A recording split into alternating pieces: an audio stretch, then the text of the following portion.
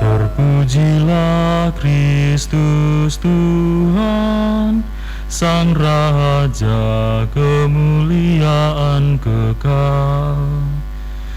Terpujilah Kristus Tuhan, Sang Raja kemuliaan kekal.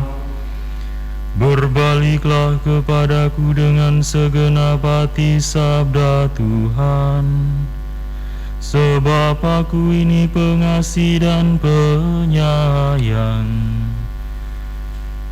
Terpujilah Kristus Tuhan, Sang Raja kemuliaan kekal. Tuhan sertamu.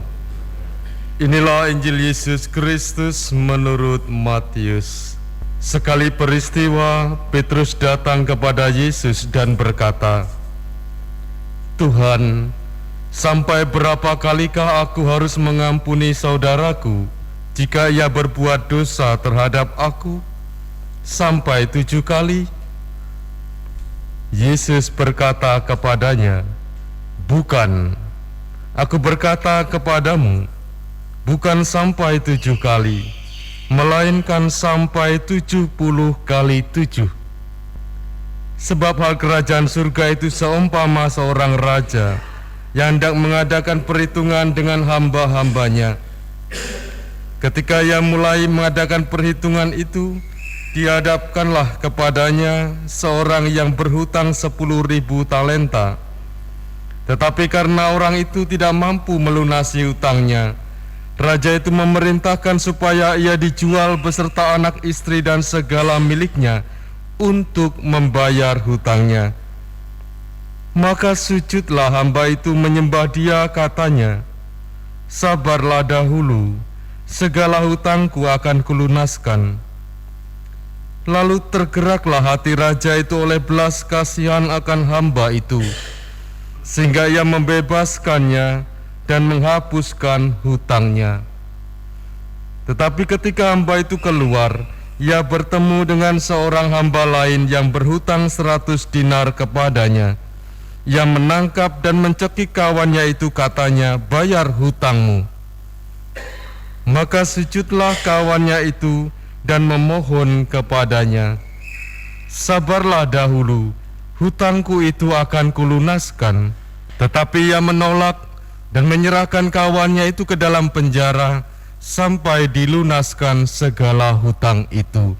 Melihat itu, kawan-kawannya yang lain sangat sedih, lalu menyampaikan segala yang terjadi kepada tuan mereka. Maka raja itu menyuruh memanggil hamba pertama tadi dan berkata kepadanya, 'Hai hamba yang jahat, seluruh hutangmu telah kuhapuskan karena engkau memohonnya kepadaku. Bukankah engkau pun harus mengasihi kawanmu seperti aku telah mengasihi engkau?' Maka marahlah tuannya itu dan menyerahkan dia kepada algojo-algojo sampai ia melunaskan seluruh hutangnya. Demikianlah Bapakku yang di sorga akan berbuat terhadap kamu, apabila kamu masing-masing tidak mengampuni saudaramu dengan segenap hatimu." Demikianlah Injil Tuhan. Setiap kita tentu pernah mendengar ungkapan perkataan yang demikian. Mengampuni, orang mengampuni itu ada batasnya. Benarkah demikian? Benarkah mengampuni itu ada batasnya? Hal inilah juga yang menjadi persoalan yang diajukan Petrus kepada Yesus. "Tuhan, sampai berapa kalikah aku harus mengampuni saudaraku jika ia berbuat dosa terhadap aku? Sampai 7 kali?" Dan Petrus pun mendapatkan jawabannya. Yesus berkata, "Bukan sampai 7 kali, melainkan sampai 70 kali 7 kali. Artinya, pengampunan itu tidak mengenal batas. Mengapa tidak mengenal batas? Karena pengampunan itu adalah sifat Tuhan sendiri yang juga tidak mengenal batas. Ia selalu mengampuni segala dosa-dosa kita jika kita sungguh-sungguh bertobat dan datang kepadanya. Kemudian Yesus memberikan penjelasan lebih lanjut tentang pengampunan lewat suatu cerita perumpamaan. Perumpamaan seorang hamba yang mempunyai hutang yang amat besar kepada raja.